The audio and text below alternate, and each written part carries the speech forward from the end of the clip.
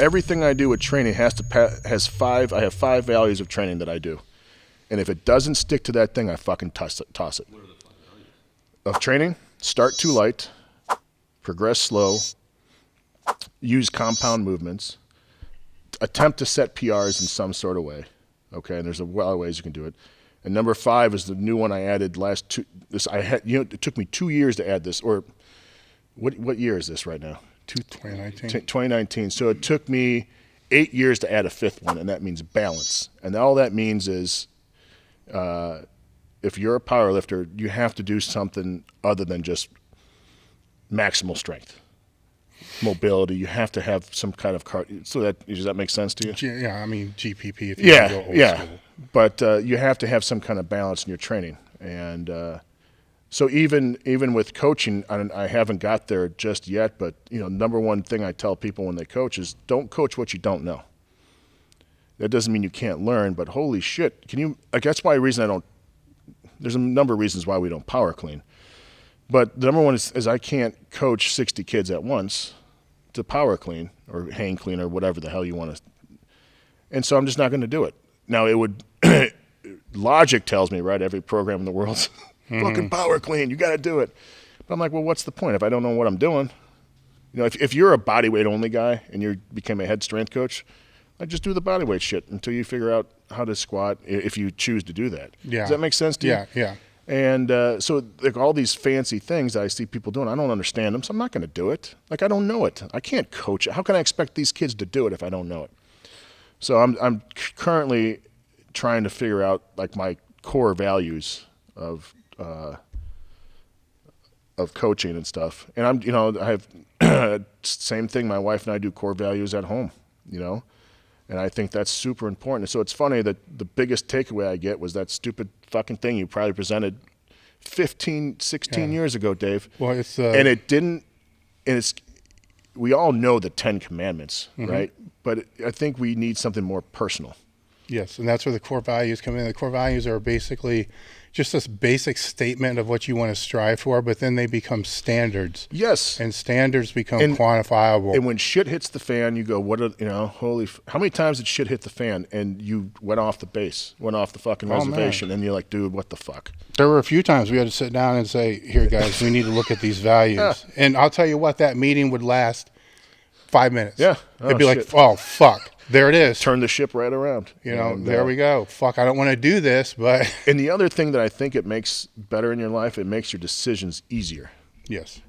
Because you don't have to wrestle with this and that. You're like, listen, this is what's important. I'm going to stick with this, and it's got me this far, and I know these are right.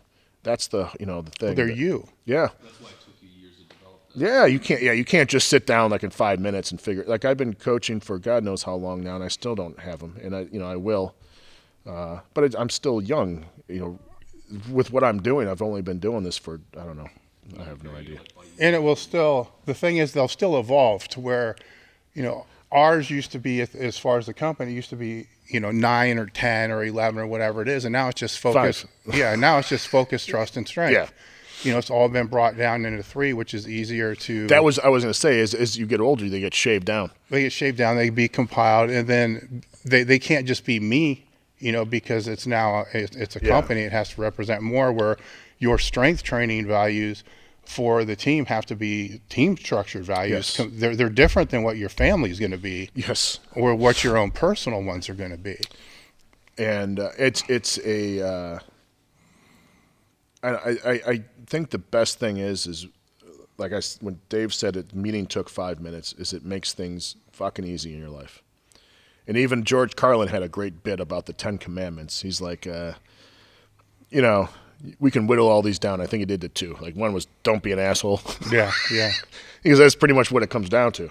And so I think as you get older and as you refine, very few things ever get added. Most of the time, things get chopped away. No, the meeting to make a decision based on the values is what was 5 minutes. The meeting to come up, that's different. That may take a years. Month. That's a long time. Well, how long have you had the company? When did you start? 21 years. Well, when did you start? 98. 98. So it took maybe 5 years. because you don't know what the fuck you're doing the first 10. I mean, it was probably. I mean, it was after you were hired that the values.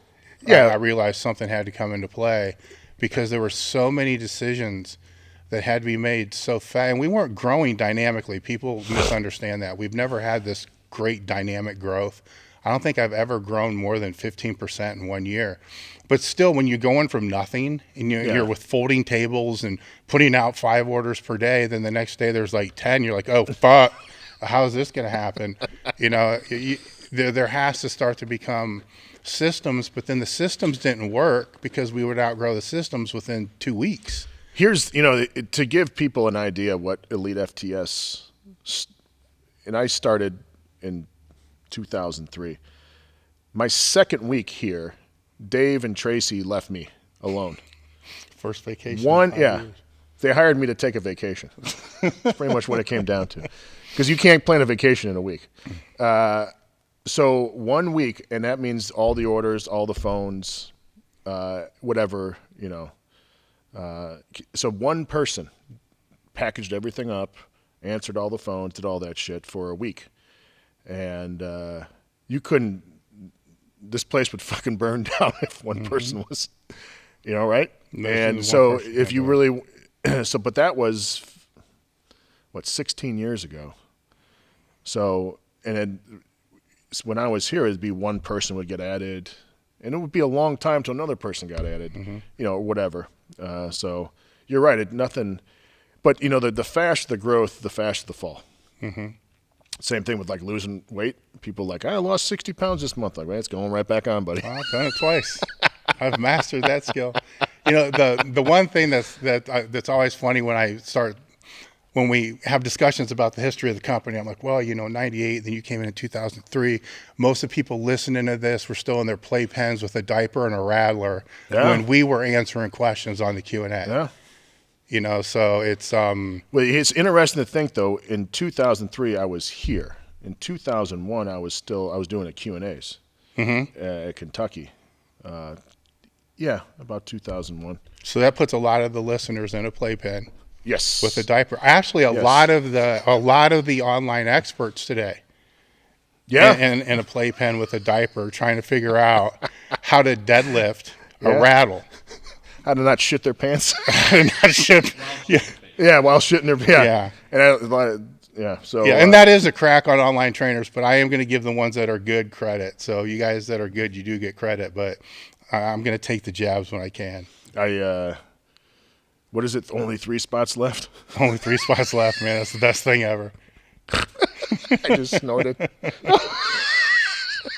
Yep, I kind of ripped that off 50 Cent because he had one that was get the strat. I'm like, all right, I need to come up with something to put at the end of my post. That's funny. So only 3 spots left for fucking everything.